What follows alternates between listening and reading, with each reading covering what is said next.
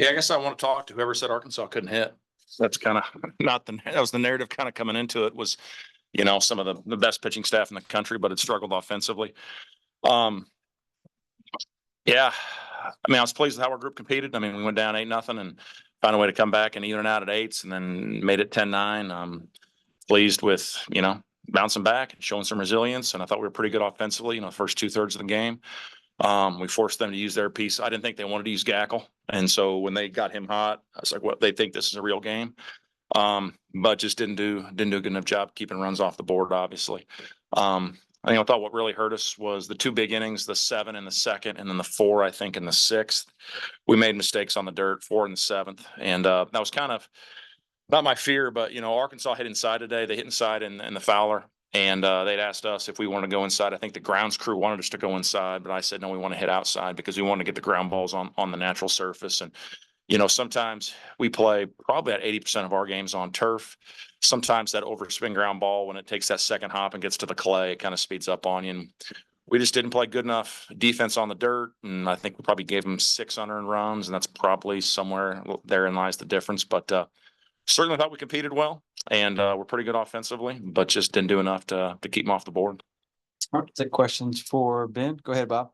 Ben, you're down 8-0. Arkansas's crowd's obviously doing not looking real good. I don't know too many teams that could come in here and fight back and tie it. I know it's a disappointing loss, but just what did you feel about the way you guys fought back and really pressed them? Yeah, I thought it was a testament to our whole team. I think we're really a gritty squad. We've been doing hard things all year, going all the way back to the fall, and I think that 8-0 start obviously was nothing for us. We wanted to go out there and show everybody what we can do. You guys, 10 walks. I think that ties the most Arkansas's. Well, I know your leadoff guy got 5 of those. Well, what was the approach today where you guys were able to get into their bullpen and get their pitch counts up? And I think one of our emphasis and practice earlier this week was the fastball up and these high RPM ride fastball guys. And I think that they did a pretty good job that they were pounding the top half of the zone. But, when you take the one that's up, it opens up the rest of the AB for you. And what was the feeling in the dugout? Like say you're down 8-0 and then all of a sudden we're pretty quick at 8-8. Kind of what was the mindset and what was the feeling like? I think everybody was up and everybody was happy. It's easy to come into one of these things and you're the 4 seed and you're doing the hunting. You're not getting hunted. They're the 1 seed. Everybody thinks that they should have slapped us, but we come in there, we have a good mentality and we're just trying to get our swing off and put balls in play. Ben, what did you guys see from Gackle when he came in? I know he wasn't super sharp, had 3 walks, but he was still kind of able to limit you guys. What was he doing well? I think he was doing a good job of changing eyesights. He has that, like I was talking about before, that high RPM ride fastball. He's got a really sharp slider and even a little slower curveball off of that too. He's able to change speeds, change eyesights, and that can make you a little uneven in the box. Ben Molina, their starter, kind of walked the first guy, but then kind of settled in a little bit. Then in third, he walked a couple of guys in front of you before your home run. Just kind of what was your approach going up there after seeing those walks?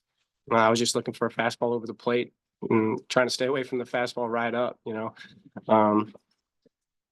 There's obviously the one that the fans didn't like right before it. I thought I made the right call and got to go on the next one. So. Did you get a feeling during BP or anything that maybe this was going to be an offensive type game? Yeah, I think every game that we're in is going to be an offensive game. I think we can really swing it.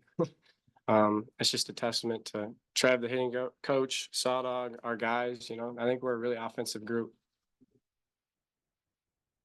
Any more questions for Ben? Ben, appreciate your time, man. You can go get on the bus. Awesome. Thanks, guys.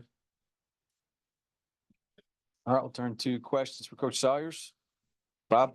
It's 8-0. You figure Arkansas is probably feeling pretty good. And then a couple of things you guys have caught them. Kind of what do you think was the key to that? And I know it didn't end the way you wanted to, but just the fight your team showed. We put the take sign on. Coach Zell and I love Coach Zell. We argue a little bit sometimes in the dugout. He wants me to put the take on more. I think the players should take balls and not swing and strikes and take balls. But the left-hander sprayed it early, and they came out. They scored the 7 in the bottom of the second, and we just came out and took in the third and happened to work. He's a guy that for the last 3 weeks has not been exactly as sharp as he was early in the year, and we started to take a little bit more, and he built an inning for us. Ben got the big swing off to get the home run, but all week long in practice, every round of BP we did was a decision round. Like we hit velocity off the machine every day, and everything we did, we have a thing where we can adjust the height of it. And so if you're taking a round of 5, it's not 5 swings, it's 5 pitches. And you might have to take 3 of the 5. So you might take a round of 5 and only swing twice. But everything we did was trying to make the decision at the top of the zone. That's been our kryptonite this year, and we know that we figured they were going to throw Molina. That was our assumption going into it. And if we were going to be able to hang with him, we needed to be able to take the ball up. And sometimes the coach puts together a plan, best laid plans of mice and men and all that, and they can't do it. They did a great job today. So a lot of credit to the boys. And Arkansas obviously, I think 6 home runs. McLaughlin hit 2, White hit 2, Diggs, who's kind of been struggling, hit one, hit some balls pretty hard. Just what'd you think of those home runs and especially the guys that got a couple? Yeah. The pitches to McLaughlin were poorly executed. We just caught way too much middle of the plate. Diggs, that one surprised me, him going backside there. But McLaughlin, I thought, had the backbreakers on us, and he got a middle slider, the first one in the middle of that 7-run inning, where kind of was the backbreaker. But good swings, but I think if you keep the ball out of the middle, got a much better chance keeping that thing on this side of the fence. And White, what you think? He's a lot stronger than I thought, man. Like, you watch all that stuff on video. He's got some real backside juice. I mean, especially one of the backside and one of the big part of the yard. Ever since the player development building I think it's playing way smaller here to right than it ever has in the past. I mean, I think the ball is flying to right field compared to what I'm used to without that building there. And so you got the first one out there. So I'm like, all right, I know the park's playing smaller to right field than it used to, but the ball hit more to the middle of the yard. I mean, I didn't think the ball was flying to the middle at all during BP. It was going to fly to the corners, but I didn't think it was going to go to the middle of the field. And that ball he hit, he earned every bit of that. Coach, you talked about putting the take sign on for Molina, but the walks they went against every Arkansas pitcher. I mean, was that something that you really noticed in kind of the buildup, not just Mason, but the entire staff had maybe kind of struggled with in recent weeks? Yeah, we knew that Molina had been out of the rotation for a period of time and thrown better out of the bullpen, but just credit to Arkansas staff. They're going to pay attention to what we do, and we have struggled at the top of the zone a little bit this year. And so we figured they were going to try to, pitch to that. And so we've spent a ton of time on that this week. I don't know if it was something that we noticed in their pitchers. They were going to spray it, but we just spent a lot of time trying to, get locked back in and controlling the strike zone. And, you scored 9 runs. You also left 10 guys on. Did you feel like in the game that there were opportunities where you could feel like, oh, this might come back to haunt us, or we're going to need to score more than 9 today? I thought we were going to win in the middle of the game. I did. I mean, this team has done some cool stuff all year long. We were pretty banged up early in the year, and we probably should have won the league if we'd been healthier. They showed great resilience down the stretch.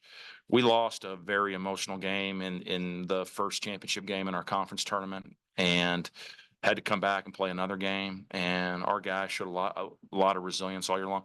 When we made it 8-8, I legitimately thought we were going to win the game, like without a doubt. And I think we scored the 8, and then I had to go do my in-game interview. I think in the bottom of the 5th, I had to go do the TV thing. And they asked what we needed. I said, we need a couple zeros. We're going to score again. We need some stops. And we didn't get enough stops.